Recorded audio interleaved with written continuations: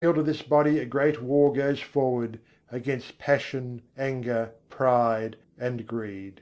It is in the kingdom of truth, contentment, and purity that this battle is raging, and the sword that rings forth most loudly is the sword of His name.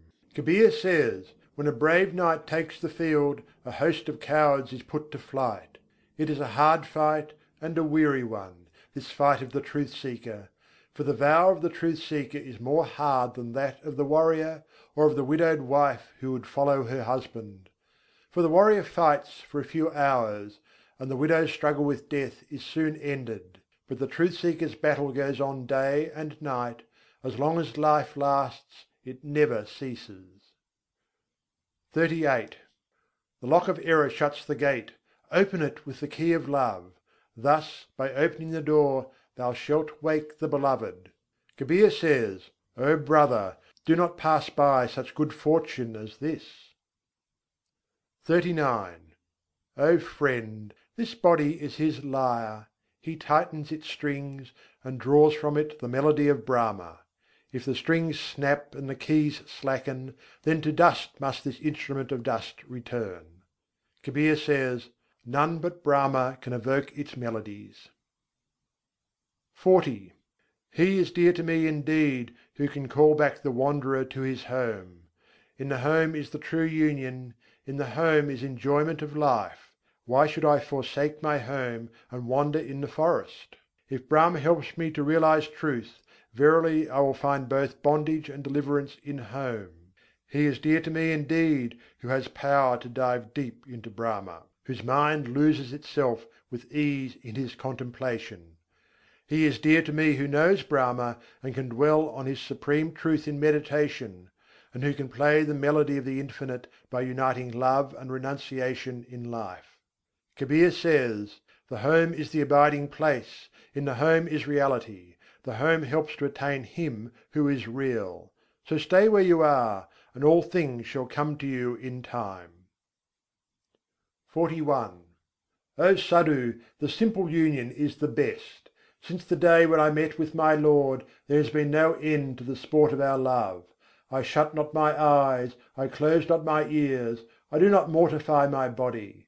I see with eyes open and smile, and behold His beauty everywhere. I utter His name, and whatever I see, it reminds me of Him. Whatever I do, it becomes His worship. The rising and the setting are one to me, all contradictions are solved. Wherever I go, I move round Him. All I achieve is His service. When I lie down, I lie prostrate at His feet. He is the only adorable one to me, I have none other. My tongue has left off impure words, it sings His glory day and night. Whether I rise or sit down, I can never forget Him, for the rhythm of His music beats in my ears. Kabir says, "My heart is frenzied, and I disclose in my soul what is hidden. I am immersed in that one great bliss which transcends all pleasure and pain." 42. There is nothing but water at the holy bathing places, and I know that they are useless, for I have bathed in them.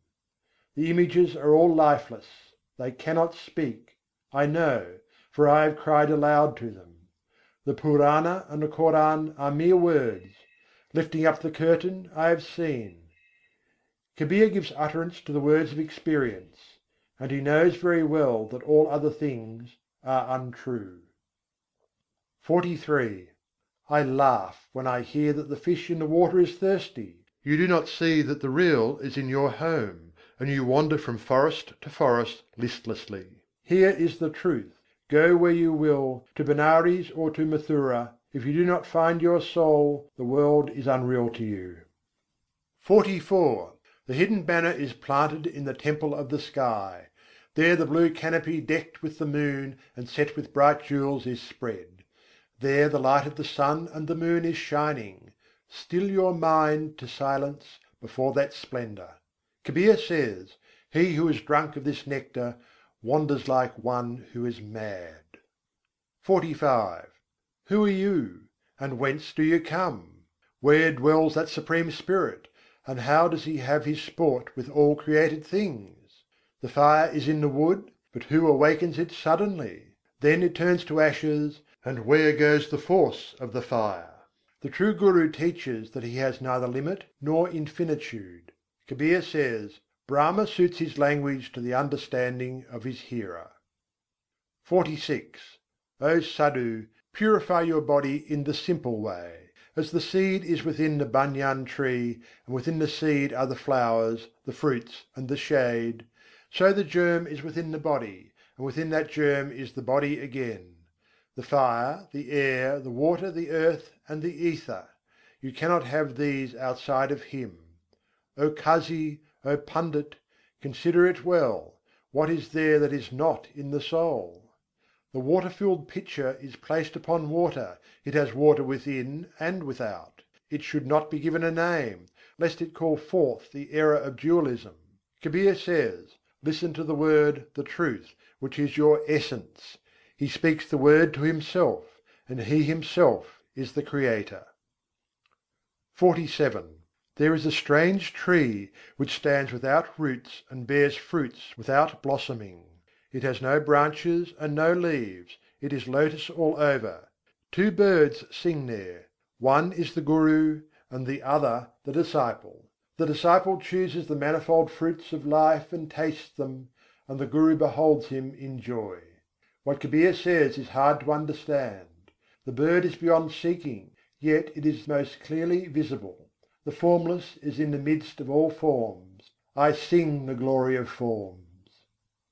XLVIII I have stilled my restless mind, and my heart is radiant: for in thatness I have seen beyond thatness. In company I have seen the Comrade Himself.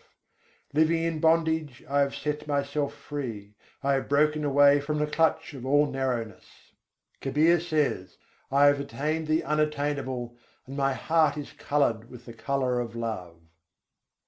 XLIX That which you see is not, and for that which is you have no words. Unless you see, you believe not: what is told you, you cannot accept. He who is discerning knows by the word, and the ignorant stands gaping.